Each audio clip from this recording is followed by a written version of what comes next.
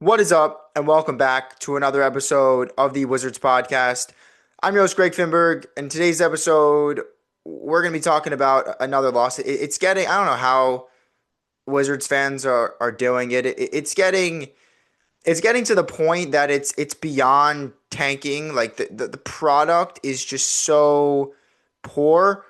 The games are, for the most part, when they're not playing teams like Indiana that want to lose more than them, the games are for the most part uncompetitive, and it's not, there's not that same excitement factor or level of fun that you might take from some losses at other points in the season. You're not losing while also seeing Alex Sarr get a double double and 3 to 4 blocks. You're not losing while also seeing Bub Carrington have these breakout games. You're not losing in efforts that you could have won the game, but you just didn't have enough. You're really losing because, number one, obviously you're without your best players in AD and Tre. Um, Sarr hasn't played. Keyshawn with knee contusion missed tonight's game. But you're just the team, the roster, talent wise, experience wise, they're so inferior to these opponents that they've been playing. And as a result, the games are not close. I mean, this is 2 games in 3 nights against an Atlanta team that I think is now 1 game under 500. They're fighting for their play-in lives, and they look like a 20 times better team than the Wizards. And they were missing some guys. Nickeil Alexander-Walker out tonight. Jalen Johnson barely played in the first game, was out tonight with an injury. And they still dominated. I mean, they outscored Washington by 51 points across the 2 games tonight. 126-96. Atlanta takes the win over Washington. Again, I'm not upset at the result. Like a loss is a loss, whether it's a close competitive loss or a not close blowout loss, like you've seen the last 3 games. But it's getting hard to watch just because you're not really seeing much. It's going to be. I mentioned this. It's not a sprint to the finish line, and I said this at the All-Star break. It's going to be a slow crawl through mud for the Wizards, for their fan base, to get to the end of not only this season, but you can sort of see the light out at the end of the tunnel, or at least the light at the end of this rebuilding tunnel. It's been nearly 3 years, 2.5 seasons since they embarked on the journey, and it's you're so close to the end, but you're so far at the same time because these last 20 or so games are going to be some of the hardest watches, some of the toughest games to go through. I think they have 25 games left because a lot of guys aren't going to play. We have some injury updates. It's not looking like you're going to see too many of these big name premier guys that would bring you to watch a game for at least some time soon. So you don't have that aspect, and it's just the non-competitive losses. Obviously, I'm here to break it down. There's some good to take from it. But tonight, 2 nights ago against Atlanta, two of the most lifeless performances. Again, blowouts by midway point of the second quarter. So obviously, I'm going to be here to break it all down. First, I want to start with some injury updates. This is all courtesy of Megan McPeak on Monumental's broadcast. She did a report at the beginning of the game, and she provided some updates on 2 of Washington's premier players that are injured. I don't believe there was an update on Anthony Davis. Again, they said he'd be reevaluated in 2 weeks, I think. And that would be, when maybe he's cleared for basketball activities, still not cleared with that finger issue. But Megan provided an update on Tre Young, who she said is week to week and will ramp up to participate in, I believe, in basketball team activities upon the team's return to DC, which I believe is tomorrow, right? I mean, I'm pretty sure they return home. Toronto on Saturday is their next game. So Friday practice. If they are practicing, I would assume that's maybe when Tre Young takes the next step, started participating, and maybe some contact, some definitely basketball related stuff. He's been shooting. We've seen the pictures and the videos. But I guess that's an intriguing improvement. They're progressing in the right way, but again, with Tre, if he doesn't play, he doesn't play. Like, I think the Wizards would ideally like him to, but as it gets closer to the end, you just got to kind of think like, well, what's the point? And maybe that's the whole goal with Washington is like, hey, look, we're trying to do it. We're ramping him up. We're being cautious, but we're slowly trying to bring him back. And then with 10 games left, you're like, hey, man, we could bring him back. We're just gonna decide not to. There's no point. We're gonna shut him down for the season. You've seen that all the time. Could it be seen as tanking? Yes, I guess, but I think that might be the approach for Washington to sort of play it by year. But Tre's definitely getting closer to return. Will the Wizards allow him to return? We shall see. And then Megan also provided an update on Alex Sarr, who at this point, based on the projections, he would miss the Toronto game. That would be 2 weeks since the day I think they ruled him out for 2 weeks, and then he would return after that. And I even when they gave the 2 week timeline, I thought that was pretty fuzzy timeline. It'll be reevaluated in 2 weeks. Does not by any means mean he will return in 2 weeks, and I think that was the goal with that language from Washington. Megan McPeak said that Sarr is still week to week, and he has not been cleared for team related activities yet, I believe was her report. So again, it seems like Tre being cleared before Sarr for team basketball activities. That doesn't say great things about Sarr's recovery and his timeline. They're progressing well, but same thing with Sarr as Tre. It's like you saw in whatever how many games Sarr played this season. You know what you have. He's an unbelievable player. He's just 20 years old. Awesome shot blocker. Really good improvement on offense, efficiency-wise, from the free throw line, from the field, from three. You know you have everything with Sarr. You know you have what you have in AD. You know what you have in Tre. And they're being cautious. And will they return? I don't know. But I think those timelines are going to be a little bit more extended than maybe you think. But that's some injury updates, courtesy of the great Megan McPeak from Monumental Sports. Other than that, obviously, Anthony Davis remained out. So did Trae Young. Cam Whitmore out for the season. You also had Keyshawn George, knee contusion, was out for the night. I want to mention, I forgot to mention it on last pod. D'Angelo Russell remains out. They're listing him as not with the team. Will Dawkins said when he gave his presser after the trade deadline that, look, like D'Angelo Russell's not going to report. We don't expect him to join the team, and we're going to continue to talk with him to try to figure out what's best for us moving forward. To me, that sort of screams like we're going to try to find, a buyout agreement for D'Angelo Russell. And the deadline to do so, I believe, is March 1st, which is in a couple days. So, I would expect something to get done by then. And the deadline, I should say and clarify, March 1st is the deadline for the Wizards and him to reach a buyout agreement, for him to clear waivers and still be eligible to participate in this year's playoffs. They can still buy him out after that, and he can join a team. He just can't play in the playoffs, which where's the merit in that? If you're buying him out, he's giving some money back. I think the goal would be, hey, I'm going to join a contending team. And now maybe that's not the case and no contender wants him, and so there's no rush to do it. Maybe he joins like the Kings at the end of the season. I have no idea. But if he wants to join a playoff contender, which is what happens after most buyouts, coming to a buyout agreement before March 1st is paramount, right, before that deadline. He is I think he's under a contract for like $5.5 million this year, $5.9 million player option next year. Again, I think it'd probably be best for both sides to find an agreement, but that's the date, March 1st, that they need to come to terms on a buyout there. And then lastly, I want to give a couple updates on some players for the Wiz. Jamir Watkins was converted from his two-way contract to a standard NBA deal. Big congrats to Jamir there. Really worked hard. I really liked the pick when Washington took him at 43 in this year's draft. Traded back into the second round with the Will Riley trade to get him. But I liked it because he is a solid pick, solid player at both FSU and VCU.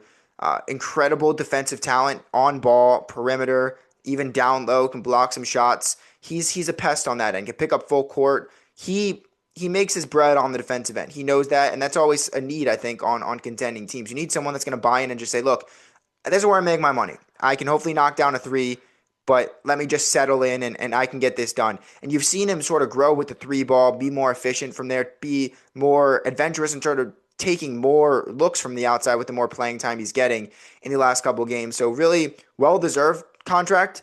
I think based on my math, he's the first Wizards second-round pick to earn a second NBA deal since Shelvin Mack in 2011.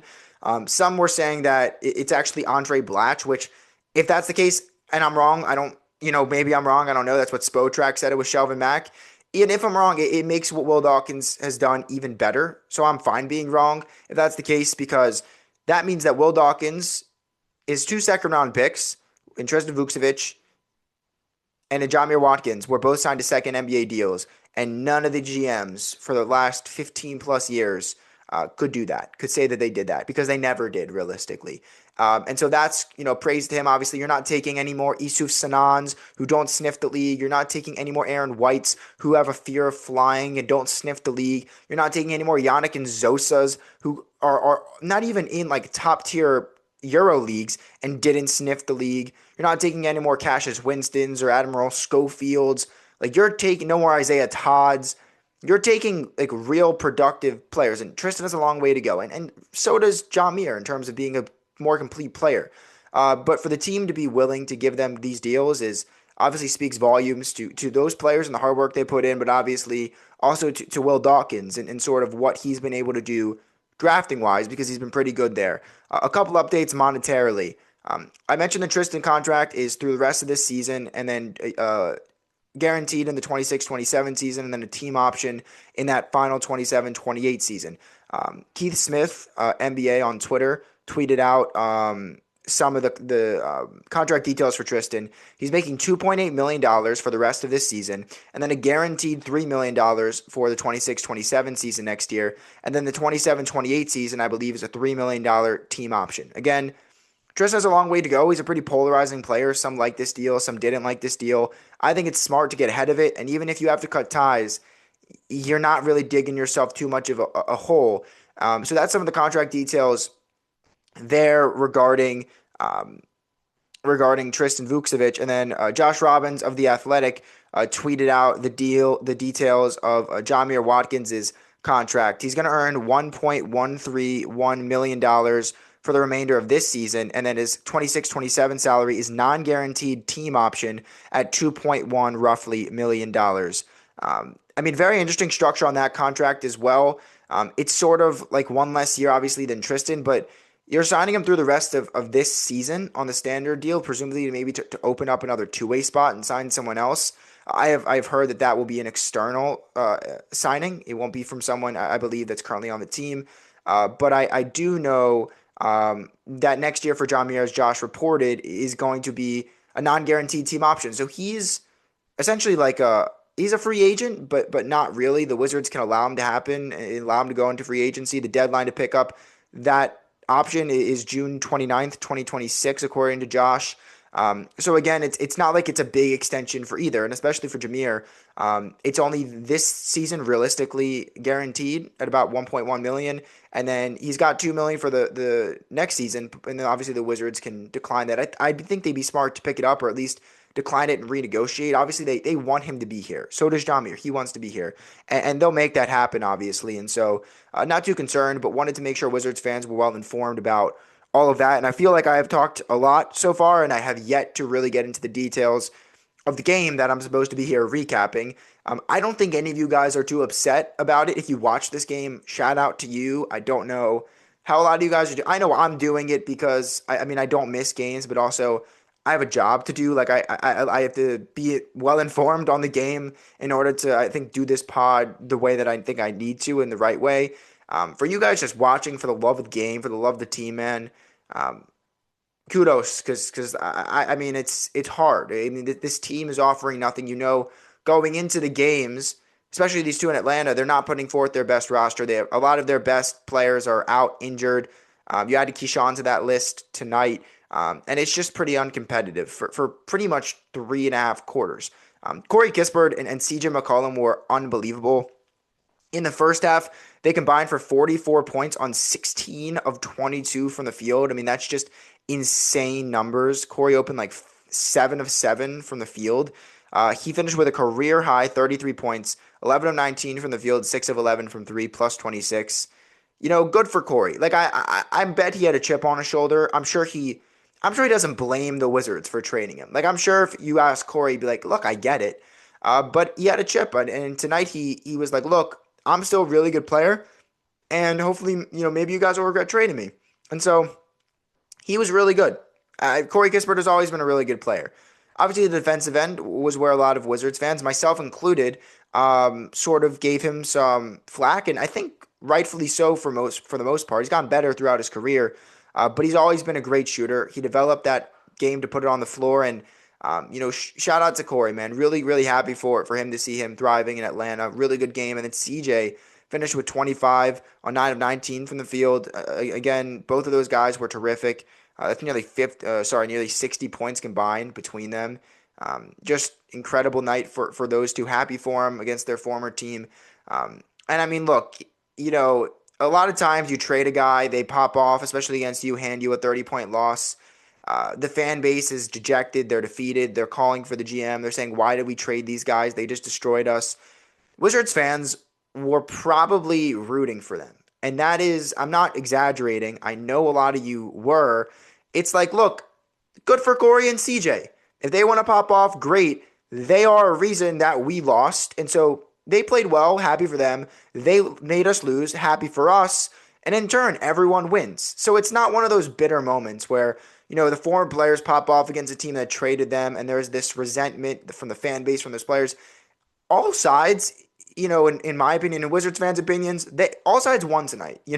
They got exactly what they wanted out of it. And so great for them and great for the Wizards, obviously losing, getting another step closer to guaranteeing that they keep their pick. But shout out Corey, man. He was phenomenal tonight.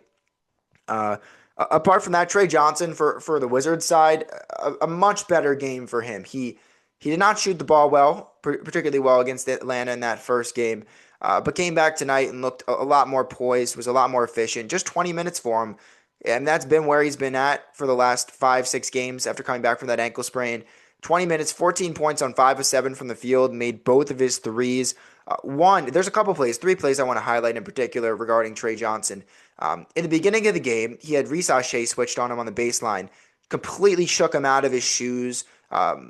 Step backs into the mid-range, drills it from the baseline. Really good play, putting it on the deck after he got chased off the three-point line. He dunked it, like a big one-handed dunk down the lane. I don't know. I've seen him dunk like two-handed, like not emphatically, but like he came in with the intention of throwing it down. So like sneaky hops from Tre. That was a nice play. It was pretty hype after that.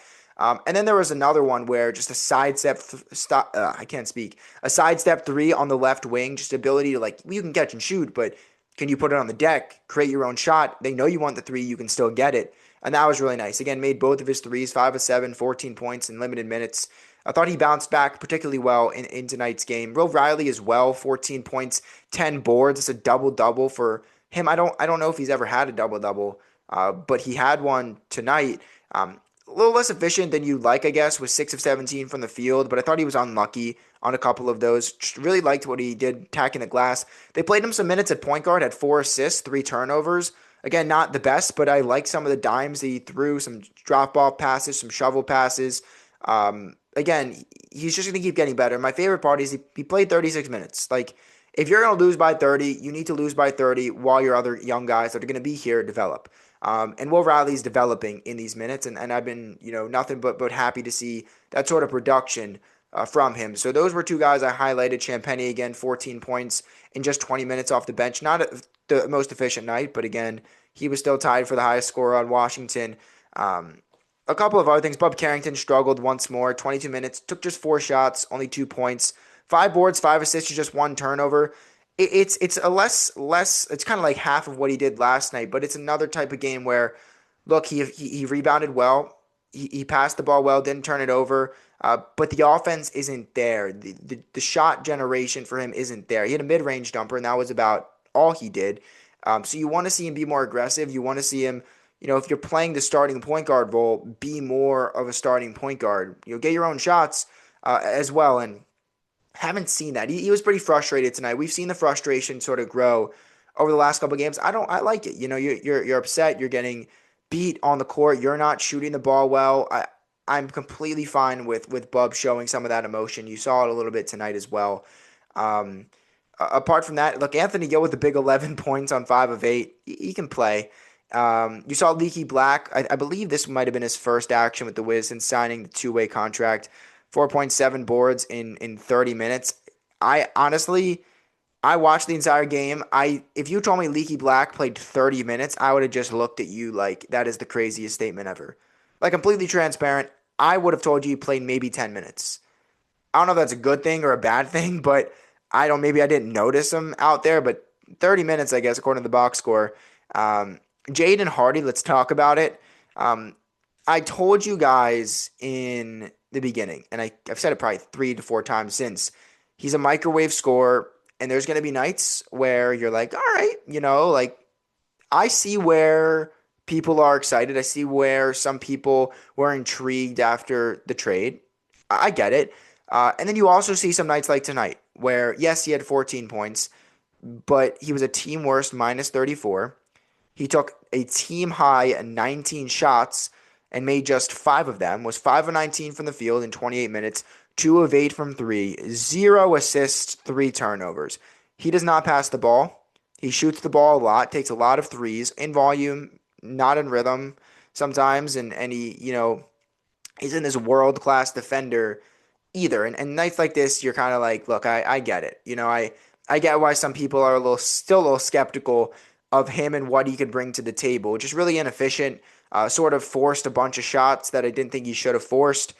Turned the ball over a bunch and really doesn't set his teammates up as a guard. He's trying to score. And it's another one where it's like, yeah, when he's on, he's on. It's going to be like, wow, this guy's great. And when he's not, like tonight, you're going to question a lot of what he does. A lot of head-scratching moments for him. So not his finest game. Scored a lot. But I still think if you watch the game, you weren't really too interested in what he was doing. Another interesting thing, and we see this all the time, Jamir Watkins didn't play.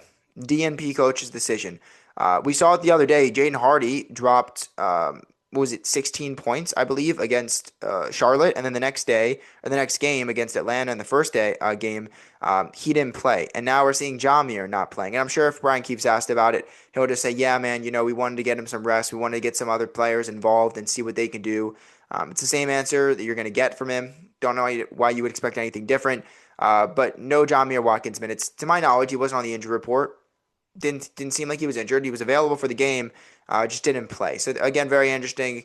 Not surprising considering the goal of this season and of the last 20 or so games, but no minutes for Jamir there. But I guess that's sort of what I saw from the game recap. Like the Wizards got dominated pretty early in this one, and that's sort of what happens when you got one team fighting for the play-in in the playoffs and another team that's trying to literally go the opposite direction and stack losses. And that's what you saw tonight. So Wizards fall 126-96. They're outscored by 51 points across the two games that they play against Atlanta.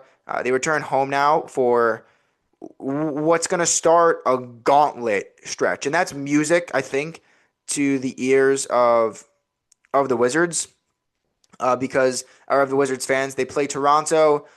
They play Houston, both at home. Both should be losses. And then at Orlando. Like, that's 3 games right there where if they win any of those games, considering the situation, one team trying to win and they're really good, other team trying to lose, they're really bad, and then all the injuries you factor in for Washington as well, I'd be shocked if they won any of those 3 games. Then you have 2, I guess, winnable games, one at home against Utah, one on the road against New Orleans. But I will say, Dejounte Murray and that New Orleans team, they've won 2 in a row. They're up 20 right now over Utah in Utah in the first of 2 games against them there. And they are all pushing for a play-in push. Like, that's music to Wizards fans' ears. They have one more win than Washington, I believe. They're about to have 2 more wins, and like they're actively trying their hardest to win games. Like, that's awesome if you're a Wizards fan. If you're the Wizards, because that'll just drive them farther and farther away and drive the Wizards closer and closer to that bottom 4 record. Then they got to play Miami, and then Orlando, and then Boston, and Golden State, 2 against Detroit, Oklahoma City, New York. Like, it's a really tough stretch, about 2 winnable games in the span of about 12 to 13 total games. And so obviously, if you're a Wizards fan, in terms of the lottery, in terms of keeping the pick, this is a pretty good stretch for you. Looking at the tank standings, a little bit of an update. While I'm recording this, maybe I'll record it long enough to see what the actual result is. But the Sacramento Kings are currently up 4 with 2 minutes left over the Dallas Mavericks. That would be pretty big because that would mean that the Kings, I believe, will have won 2 in a row, I think, and then be at 14 wins, which would be just 2 wins separating them and Washington. And even if Dallas wins this game, it's not the worst thing. They only have 21 wins, 5 more than Washington. Again, it just drives them farther away. It's another one of those tanking games that I keep telling Wizards fans will happen, where yes, obviously the Kings win. It's probably better. but it's a win-win. Either one team gets farther away from Washington or they get closer to the team they need to get closer to. And so obviously I'll try to update that. The Pelicans are up 24 on the Utah Jazz. Again, they're trying to win. Like they're playing all their guys, and obviously Utah is actively trying to lose. So yes, like if they split that, that's probably more ideal. But even if New Orleans wins both games, they're at 19 wins, and they're going to keep trying to win. So the farther they get away, the better. It's another win-win right there. The Pacers were dominated by 24. They are awful. The Nets were dominated by 16. They're really bad. And so obviously you have some games where you can pull some stuff back. And if the Kings win tonight, it's looking pretty good for Washington, and maybe that worst record is still open. But as it stands, the Wizards fall to 16 and 42. There's two 15-win teams in front of them in Brooklyn and Indiana. If the Kings win, they have 14 wins. If not, they're still at 13. And then when the Pelicans win, they'll be at 18 wins, tied with Utah, and that'll pull the Wizards to a full, I believe, a full game in total, but also two full wins in front, I guess, of the New Orleans Pelicans in the tank standing. So it looked pretty bleak for Washington a little bit after the two wins against Indiana. 3 blowout losses later, some wins sprinkled in there from tanking teams. It's not looking as bad as it might have. And so that's probably going to wrap it up for this episode of the Wizards podcast. Jamir Watkins getting that standard contract right alongside Tristan Vukcevic. Happy for them. The Wizards have one more roster spot open, I believe, and if they waive Russell, they'll have 2 more spots open, and they also have one more two-way spot to hand out. One's occupied by Sharif Cooper. The other is occupied by Leaky Black. But Washington falls 126 and 96. They're 16 and 42. Hopefully the Kings win. If not, Wizards are still in a pretty good position in the tank standings. So that's going to do it for this episode of the Wizards podcast. Thanks for listening as always. You'll hear from me again on Saturday night when the Wizards probably, inevitably, lose another game, this one to the Toronto Raptors. Thanks for listening as always. Go Wiz.